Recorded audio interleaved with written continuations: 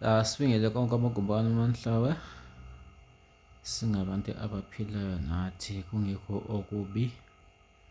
Igama nje engalisho mina ukuthi mina njengoDlosikhulu, bantu bakithi, ngiyanithanda. Ngithanda wonke onhlwephu, ngithanda wonke ohluphekile.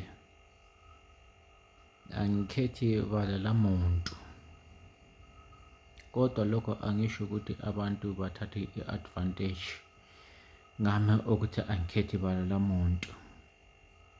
Ngimuntu ozithobile ngaso sonke isikhathi. Sihlonipha isintu sethu. Isintu sethu singama-Afrika kumele sisihloniphe. Singasigxeki isintu sethu. Isintu sethu masisihloniphe. Kumele sizwisise ukuthi izikhwama zethu azifani. Izikhwama zesintu azifani. Kuyefana nezibongo, izibongo azifani. Uzothola ukuthi kunomuntu wakwaNcube, kunomuntu wakwaDube, kunomuntu wakwaMlalazi, kunomuntu wakwaKhumalo. Yingakho lokho ufanele ukuqondisisa ukuthi yini izibongo zingafani. Kuyefana-ke nezikhwama azifani. Izikhwama zehlukana, kukhona umuntu olapha iziyifayifa, umkhuhlane wokuwa.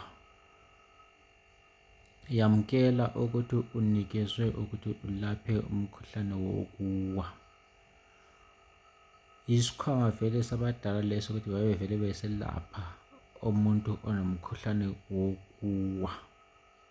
Ungayengezeleli ukuthi uzolaphe ezinye izifo wena unganikezwanga ukuthi uzelaphe lezo zifo.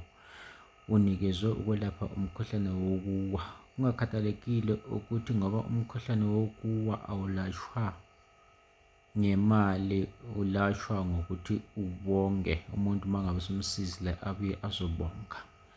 Kufanele ukuvumele lokho ukuthi wanikezwa ukulapha abantu abanomkhuhlane wokuwa. Hhayi ukuthi uyengezelele ngento ezizofuna ukuthi sokumele usebenzise imali. Imali ibuya ngemva kubana umelaphile umuntu onomkhuhlane wokuwa. Isibongo sibuya ngemva kubana usemelaphile umuntu onomkhuhlane wokuwa. Ungayengezeleli, umotsha isikhwama sakho. Vumela lokho okunikeziwe usebenze khona. Ungalandeleli abantu ufuna ukuzwa ukuthi bona basebenza kanjani ngezikhwama zabo. Lokhana akusiko kwakho. Ngokwabo, umuntu nomuntu uphiwe ngendlela yakhe.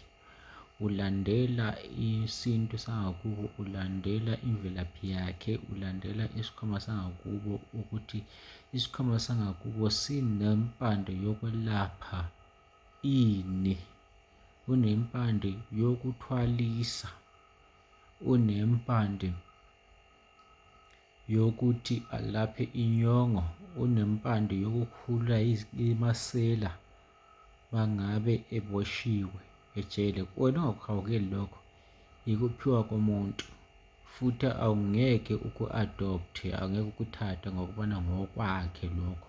Loyo muntu yena yenza okwakho naye yenza okwakhe. Ungayenza okwakho okunikezwe idlozi lakho, naye lona ayenze okwakhe akunikezwe idlozi lakhe. Izobona izinto zihamba kahle kukho konke esikwenzayo. Ngiyabonga.